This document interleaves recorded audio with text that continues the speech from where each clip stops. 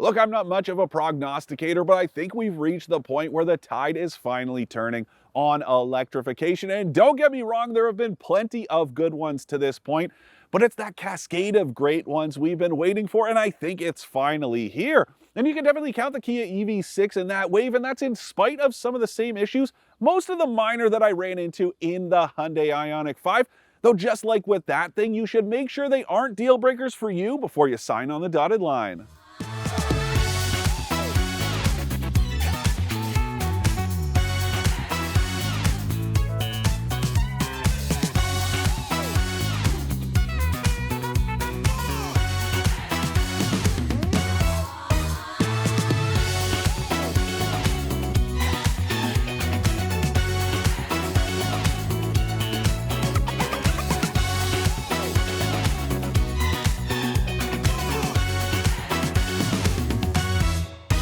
For more expert car reviews, don't forget to share our channel and subscribe so you can catch some of this and maybe even a little of that.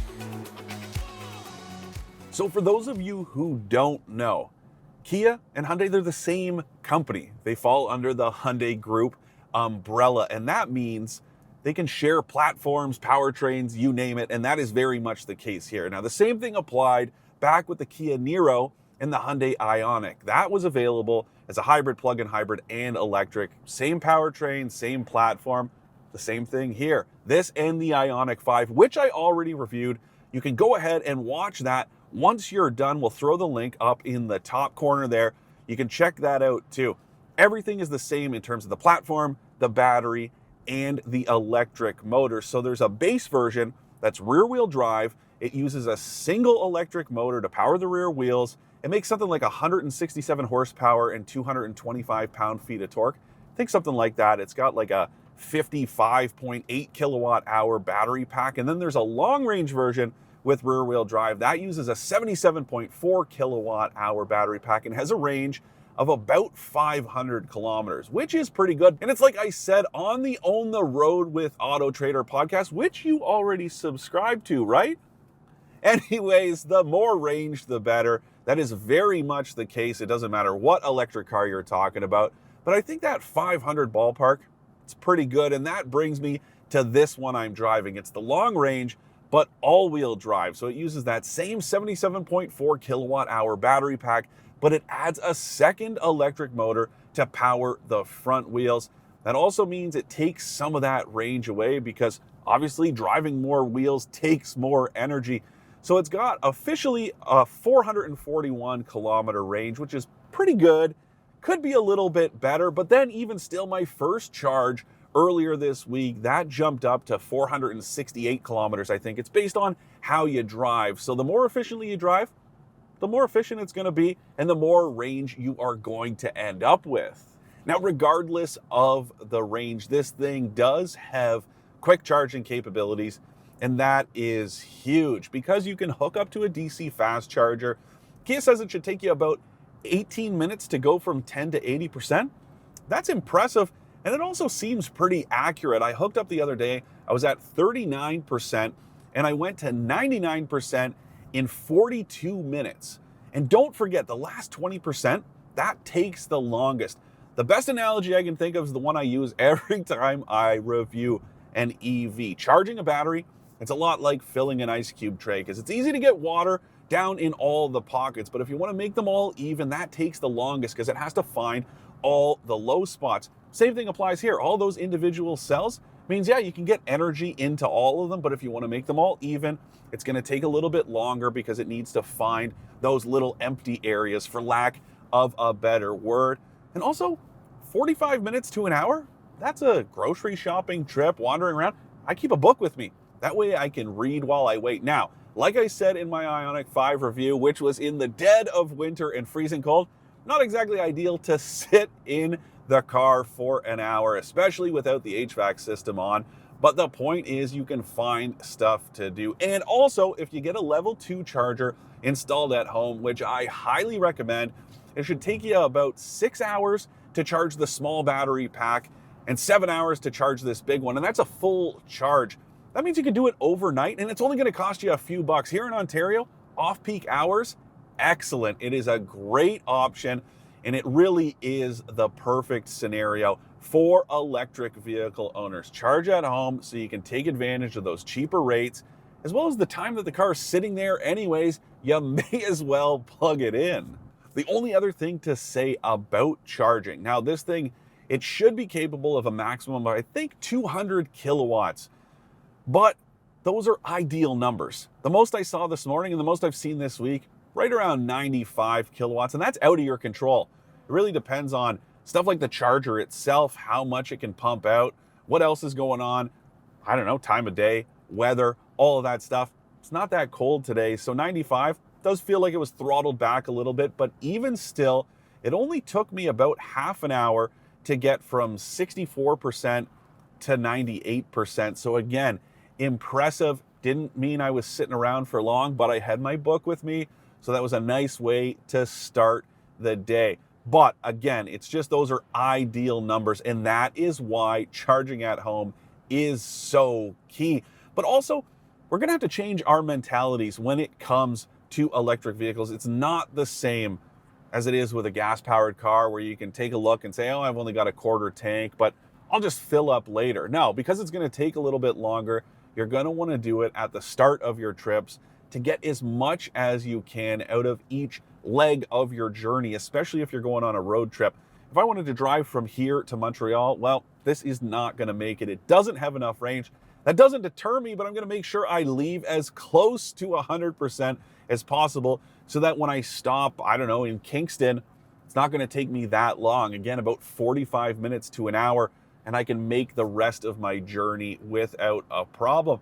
And that does bring me to my next point about this thing that I really like, and that's that there's no real learning curve to driving it. Yes, it looks different than any other car out there, but it pretty much drives like any other car. Now, there are some obvious differences. A, super quiet. B, the regenerative braking. Yeah, that's going to be a little jarring, and it's going to take some adjustment time. It's like I've said in the past, I would highly recommend you keep a bottle of Gravol in the glove box beside your favorite book, so that if you have any passengers that aren't used to that regenerative braking and just how jarring it is, well, they're not going to feel motion sick, because it can be a little bit abrupt. Now, this thing does have paddles on the steering wheel, so you can adjust through 3 different levels of regeneration, or you can have iPedal, which is one pedal driving. It is very cool. I love using it. I'm coming up to an all-way stop here, and as I roll up to it, I'm just going to slowly let off the throttle. I'm not hitting the brakes. I'm slowing right down. We come to a dead stop. I wait, and off I go. No need to use the brake pedal.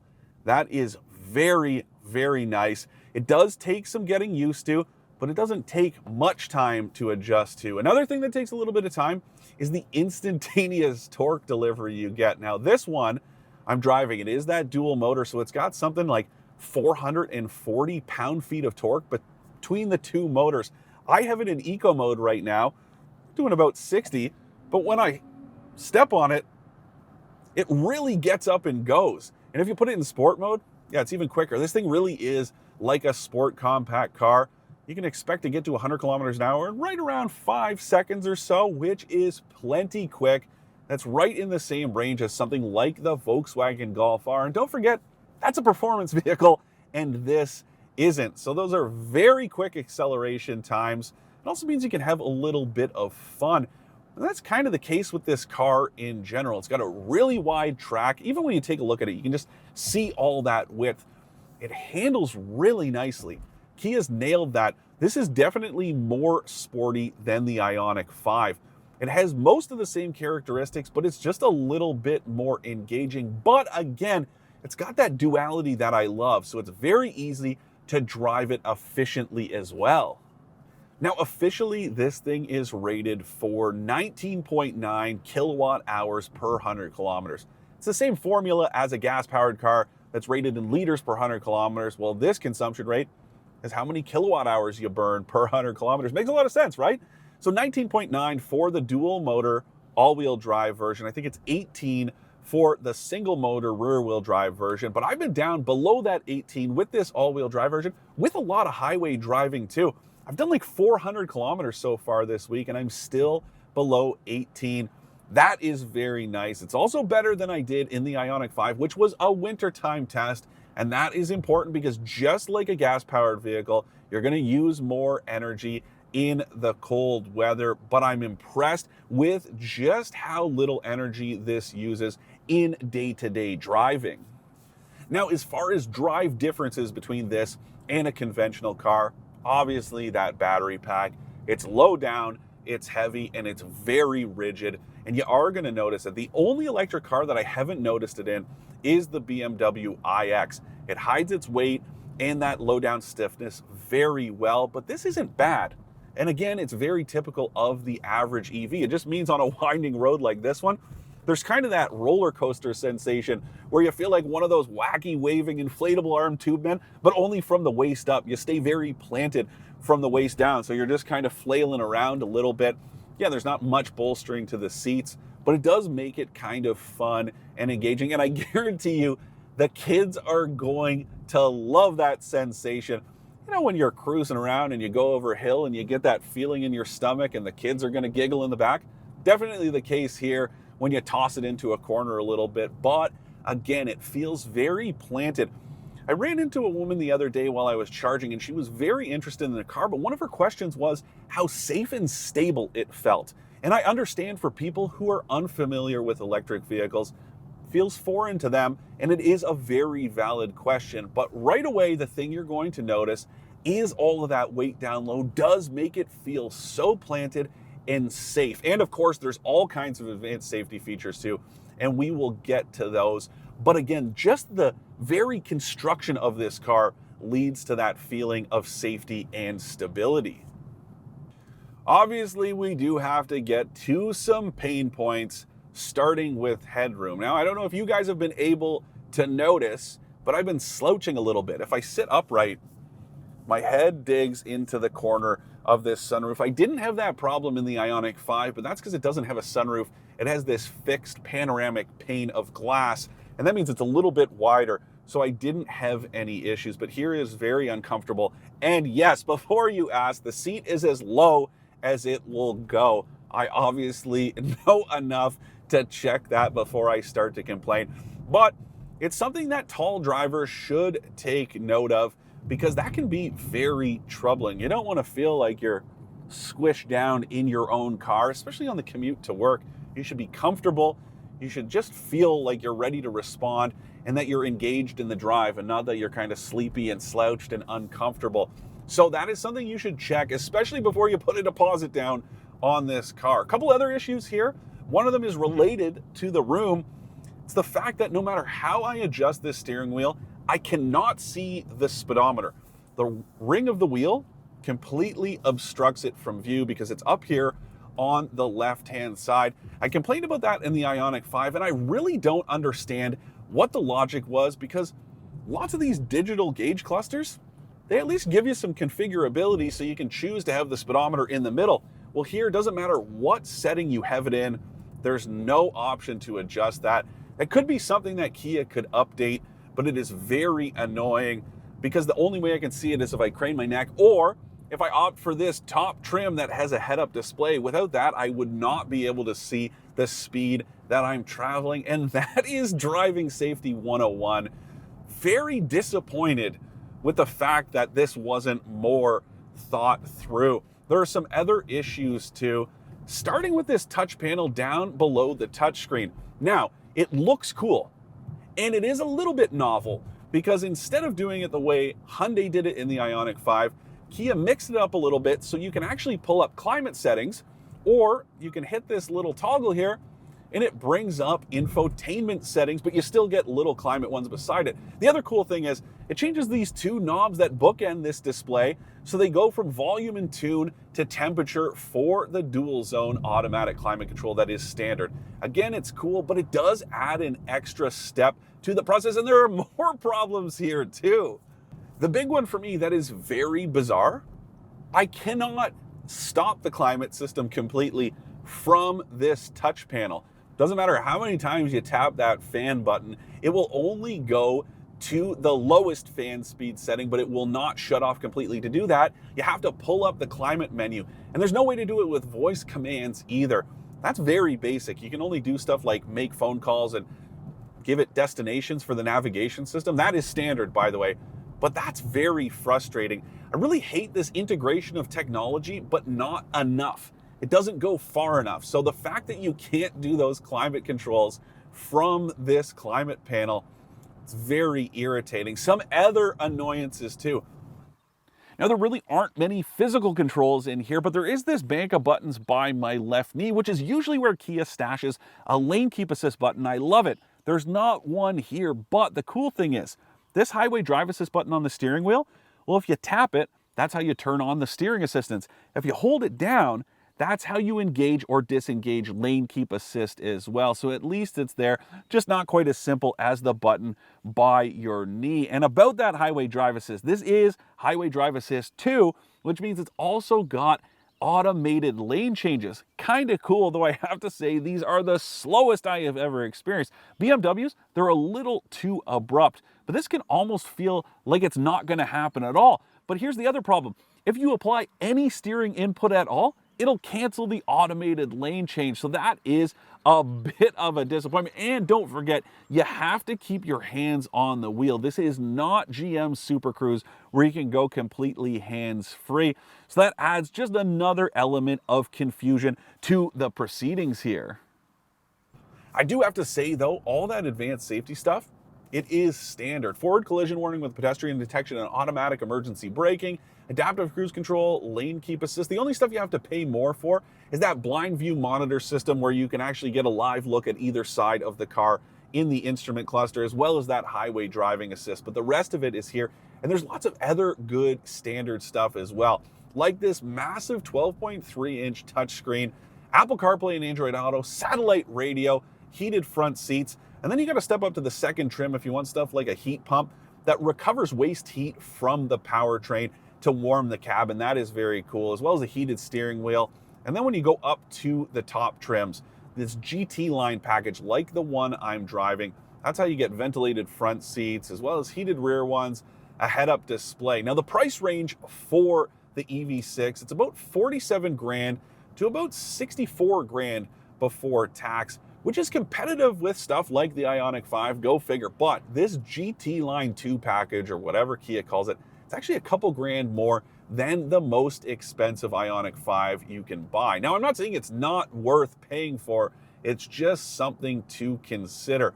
That thing also looks a little more retro, whereas this is very futuristic, but I do like this.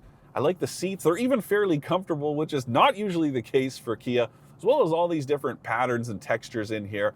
Really do think they tie the whole thing together.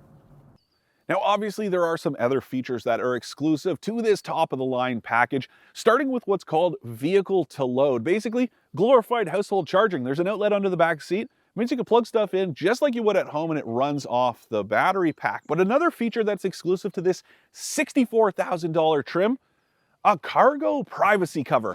That's a weird one for me. I've seen it where it's kept out of the base trim. I don't think I've ever seen it where it's exclusive to the top trim, and quite an expensive one, I might add. Now, cargo room itself, 690 liters behind the back seats, 1,320 or so with them folded, which is pretty good, but there is a very shallow slope to the back end of this car, and that does mean it's a deeper space than it is tall.